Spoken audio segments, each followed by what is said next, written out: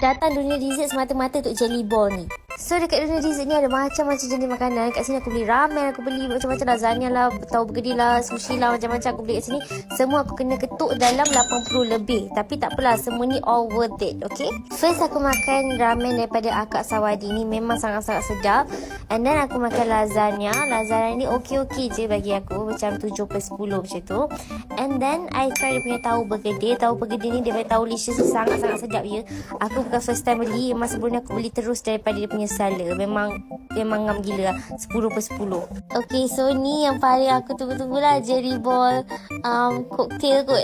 Ni tak sedap aku, memang sangat-sangat sedap. Jelly dia bukan rasa macam jelly yang kiranya tak mampat macam tu lah. Dia sepadat lah. And then dia punya sushi ni bagi aku, korang janganlah try, memang tak sedap. And yang ni apa benda tak, macam cheese lily, Swiss cheese lily, sedap juga. And last kita ada daripada Kak Darwisha Dessert. Yang ni sumpah sedap guys, korang kena grab sekarang.